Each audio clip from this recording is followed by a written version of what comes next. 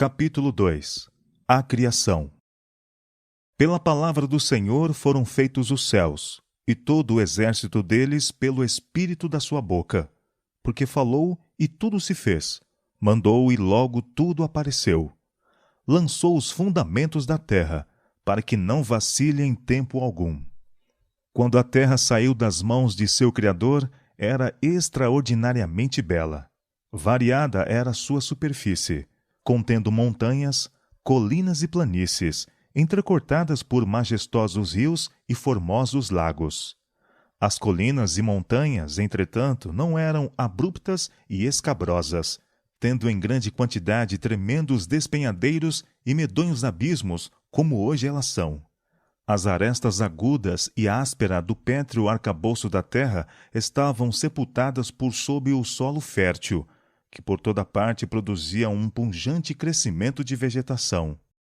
Não havia asquerosos pântanos nem áridos desertos. Graciosos arbustos e delicadas flores saudavam a vista aonde quer que esta se volvesse. As culminâncias estavam coroadas de árvores mais majestosas do que qualquer que hoje exista. O ar, incontaminado por miasmas perniciosos, era puro e saudável. A paisagem toda sobrepujava em beleza os terrenos ornamentados do mais soberbo palácio. A hoste angélica olhava este cenário com deleite e regozijava-se com as obras maravilhosas de Deus. Depois que a terra, com sua abundante vida animal e vegetal, fora suscitada à existência, o homem, a obra coroadora do Criador, e aquele para quem a linda terra fora preparada, foi trazido em cena. A ele foi dado domínio sobre tudo que seus olhos poderiam contemplar. Pois disse Deus: façamos o homem à nossa imagem, conforme a nossa semelhança, e domine sobre toda a terra. Criou Deus, pois, o homem à sua imagem. Homem e mulher os criou. Aqui está claramente estabelecida a origem da raça humana, e o relato divino refere tão compreensivelmente que não há lugar para conclusões errôneas. Deus criou o homem à sua própria imagem. Não há aqui mistério. Não há lugar para a suposição de que o homem evoluiu por meio de morosos graus de desenvolvimento, das formas mais inferiores da vida animal ou vegetal. Tal ensino rebaixa a grande obra do Criador ao nível das concepções estreitas e terrenas do homem. Os homens são tão persistentes em excluir a Deus da soberania do universo que degradam ao homem e o despojam da dignidade de sua origem. Aquele que estabeleceu os mundos estelares nos altos céus e com delicada perícia coloriu as flores do campo, aquele que encheu a terra e os céus com as maravilhas de seu poder, vindo a coroar sua obra gloriosa, a fim de pôr em seu meio alguém para ser o governador da linda terra, não deixou de criar um ser digno das mãos que lhe deram vida. A genealogia de nossa raça, conforme é dada pela inspiração, remonta sua origem não a uma linhagem de germes, moluscos e quadrúpedes a se desenvolverem, mas ao grande Criador. Posto que formado do pó, Adão era filho de Deus. Ele foi posto como representante de Deus sobre as ordens inferiores de seres. Estes não podem compreender ou reconhecer a soberania de Deus. Todavia, foram feitos com capacidade de amar e servir ao homem. Diz o salmista: fazes com que ele tenha domínio sobre as obras das tuas mãos.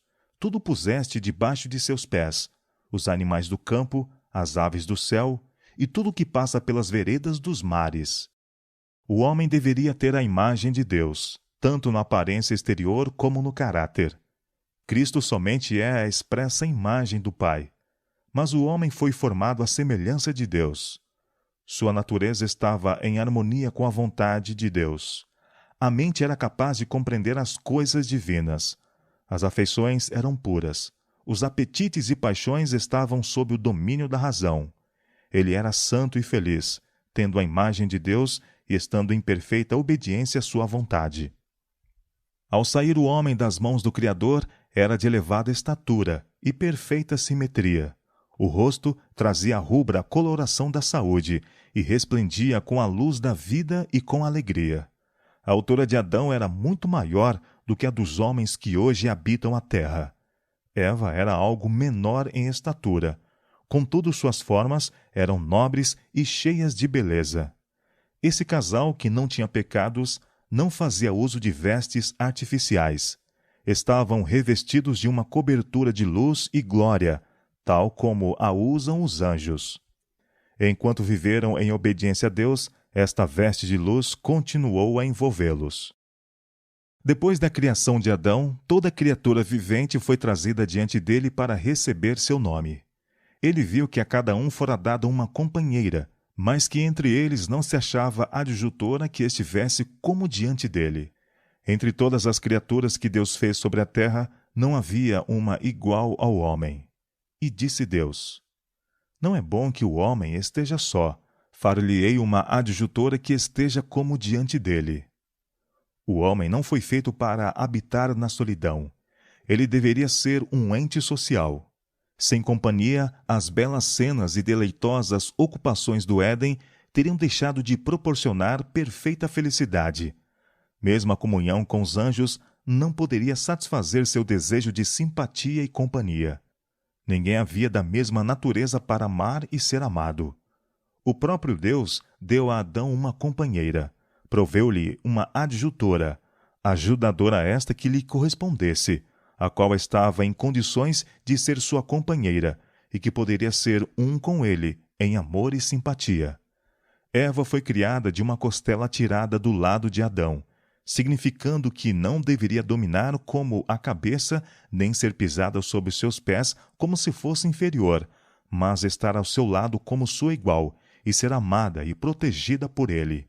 Como parte do homem, osso de seus ossos e carne de sua carne, era ela o seu segundo eu, mostrando isto a íntima união e apego afetivo que deve existir nesta relação. Porque nunca ninguém aborreceu a sua própria carne, antes a alimenta e sustenta. Portanto, deixará o varão a seu pai e sua mãe, e apegar-se-á à sua mulher, e serão ambos uma carne. Deus celebrou o primeiro casamento. Assim, esta instituição tem como seu originador o Criador do universo. Venerado seja o matrimônio. Foi esta uma das primeiras dádivas de Deus ao homem, e é uma das duas instituições que, depois da queda, Adão trouxe consigo de além das portas do paraíso. Quando os princípios divinos são reconhecidos e obedecidos nesta relação, o casamento é uma bênção. Preserva a pureza e felicidade do gênero humano, provê as necessidades sociais do homem, eleva a natureza física, intelectual e moral. E plantou o Senhor Deus um jardim no Éden, da banda do Oriente, e pôs ali o homem que tinha formado. Tudo que Deus havia feito era a perfeição da beleza, e nada parecia faltar do que pudesse contribuir para a felicidade do santo par. Deu-lhes, contudo, o Criador ainda outra demonstração de seu amor, preparando um jardim especialmente para ser o seu lar. Neste jardim havia árvores de toda a variedade, muitas das quais carregadas de odorantes e deliciosos frutos. Havia lindas trepadeiras que cresciam eretas, apresentando todavia um graciosíssimo aspecto, com seus ramos pendendo sob a carga de tentadores frutos, dos mais belos e variados matizes. Era o trabalho de Adão e Eva amoldar os ramos da trepadeira de maneira a formar caramanchés, fazendo assim para si, com as árvores vivas, moradas cobertas com folhagem e frutos. Havia fragrantes flores de toda a cor, em grande profusão. No meio do jardim estava a árvore da vida, sobrepujando em glória a todas as outras árvores. Seu fruto assemelhava-se a maçãs de ouro e prata, e tinha propriedade de perpetuar a vida. A criação agora estava completa. Os céus e a terra e todo o seu exército foram acabados. E viu Deus tudo quanto tinha feito, e eis que era muito bom.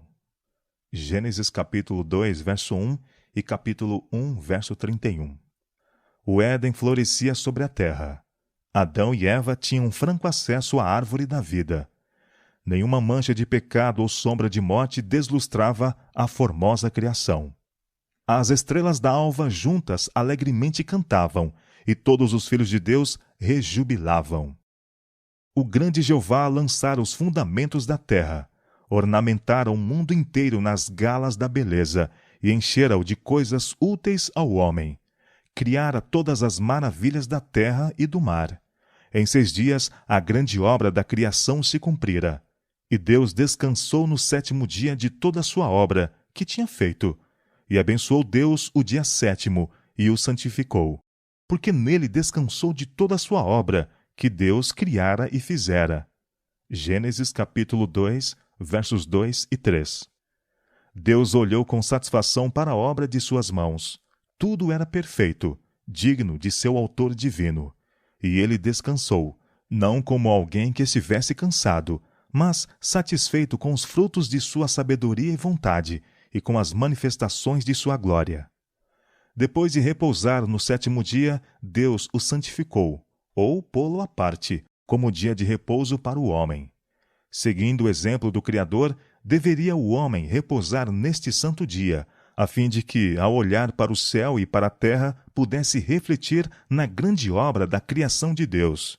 E para que, contemplando as provas da sabedoria e bondade de Deus, pudesse seu coração encher-se de amor e reverência para com o Criador. No Éden, Deus estabeleceu o memorial de sua obra da criação, depondo a sua bênção sobre o 7º dia.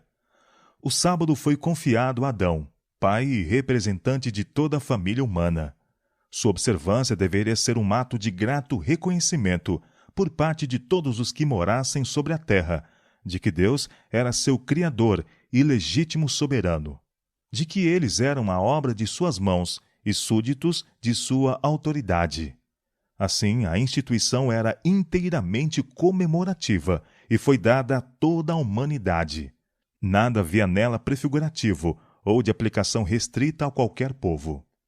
Deus viu que um repouso era essencial para o homem, mesmo no paraíso. Ele necessitava pôr de lado seus próprios interesses e ocupações durante um dia dos 7, para que pudesse de maneira mais ampla contemplar as obras de Deus e meditar em seu poder e bondade. Necessitava de um sábado para, de maneira mais vívida, o fazer lembrar de Deus e para despertar-lhe gratidão, visto que tudo quanto gozava e possuía viera das benignas mãos do Criador. Era o desígnio de Deus que o sábado encaminhasse a mente dos homens à contemplação de suas obras criadas. A natureza fala aos sentidos, declarando que é um Deus vivo, Criador e supremo governador de tudo. Os céus manifestam a glória de Deus, e o firmamento anuncia as obras das suas mãos. Um dia faz declaração a outro dia, e uma noite mostra sabedoria a outra noite. Salmo 19, versos 1 e 2. A beleza que reveste a terra é um sinal do amor de Deus. Podemos vê-lo nas colinas eternas, nas árvores altaneiras, no botão que se entreabre e nas delicadas flores. Tudo nos fala de Deus. O sábado, apontando sempre para aquele que tudo fez, ordena aos homens abrirem o grande livro da natureza e rastrear ali a sabedoria, o poder e o amor do Criador. Nossos primeiros pais, se bem que criados inocentes e santos, não foram colocados fora da possibilidade de praticar o mal. Deus os fez como entidades morais livres, capazes de apreciar a sabedoria e benignidade de seu caráter e a justiça de suas ordens, e com ampla liberdade de prestar obediência ou recusá-la. Deviam gozar comunhão com Deus e com os santos anjos. Antes, porém, que pudessem tornar-se eternamente livres de perigo, devia ser provada a sua fidelidade. No início mesmo da existência do homem, um empecilho fora posto ao desejo de satisfação própria, paixão fatal que jaz à base da queda de Satanás. A árvore da ciência, que se achava próxima da árvore da vida, no meio do jardim, devia ser uma prova da obediência, fé e amor de nossos primeiros pais. Ao mesmo tempo em que se lhes permitia comer livremente de todas as outras árvores, era-lhes proibido provar desta, sob pena de morte. Deviam também estar expostos às tentações de Satanás, mas, se resistissem à prova, seriam finalmente colocados fora de seu poder, para gozarem o favor perpétuo de Deus. Deus pôs o homem sob a lei, como condição indispensável de sua própria existência. Ele era um súdito do governo divino, e não pode haver governo sem lei. Deus poderia ter criado o homem sem a faculdade de transgredir a sua lei. Poderia ter privado a mão de Adão de tocar no fruto proibido. Nesse caso, porém, o homem teria sido não uma entidade moral, livre, mas um simples autômato. Sem liberdade de opção, sua obediência não teria sido voluntária, mas forçada. Não poderia haver desenvolvimento de caráter. Tal maneira de agir seria contrária ao plano de Deus ao tratar ele com os habitantes de outros mundos. Seria indigna do homem como um ser inteligente e teria apoiado a acusação feita por Satanás de governo arbitrário por parte de Deus. Deus fez o homem reto, deu-lhe nobres traços de caráter, sem nenhum pendor para o mal. Dotou-o de altas capacidades intelectuais e apresentou-lhe os mais fortes incentivos possíveis para que fosse fiel a seu dever. A obediência, perfeita e perpétua, era a condição para a felicidade eterna. Sob estas condições, teria ele acesso à árvore da vida. O lar de nossos primeiros pais devia ser um modelo para outros lares, ao saírem seus filhos para ocuparem a terra. Aquele lar, embelezado pela mão do próprio Deus, não era um suntuoso palácio. Os homens, em seu orgulho, deleitam-se com edifícios magnificentes e custosos, e gloriam-se com as obras de suas mãos. Mas Deus colocou Adão em um jardim. Esta era sua morada. O céu azul era sua cúpula, a terra, com suas delicadas flores e tapetes de relva viva, o seu pavimento, e os ramos folhudos das formosas árvores eram o seu teto. De suas paredes pendiam os mais magnificentes adornos, obra do grande e magistral artífice. No ambiente em que vivia o Santo Par havia uma lição para todos os tempos, a lição de que a verdadeira felicidade é encontrada, não na satisfação do orgulho e luxo, mas na comunhão com Deus mediante suas obras criadas. Se os homens dessem menos atenção às coisas artificiais e cultivassem maior simplicidade, estariam em muito melhores condições de corresponderem com o propósito de Deus em sua criação. O orgulho e a ambição nunca se satisfazem. Aqueles, porém, que são verdadeiramente sábios encontrarão prazer real e enobrecedor nas fontes de gozos que Deus colocou ao alcance de todos. Aos moradores do Éden foi confiado o cuidado do jardim, para o lavrar e o guardar. Sua ocupação não era cansativa, antes agradável e revigoradora. Deus indicou o trabalho como uma bênção para o homem, a fim de ocupar-lhe o espírito, fortalecer o corpo e desenvolver as faculdades. Na atividade mental e física, Adão encontrava um dos mais elevados prazeres de sua santa existência. E quando, como resultado de sua desobediência, foi ele expulso de seu belo lar e obrigado a lutar com o obstinado solo para ganhar o pão cotidiano, aquele mesmo trabalho, se bem que grandemente diverso de sua deleitável ocupação no jardim, foi uma salvaguarda contra a tentação e fonte de felicidade. Aqueles que consideram o trabalho como maldição, acompanhado embora de cansaço e dor, estão acalentando um erro. Os ricos frequentemente olham com desdém para as classes trabalhadoras, mas isso está inteiramente em desacordo com o propósito de Deus ao criar o homem. O que são as posses do mais abastado, mesmo em comparação com a herança proporcionada ao nobre Adão? Contudo, Adão não devia estar ocioso.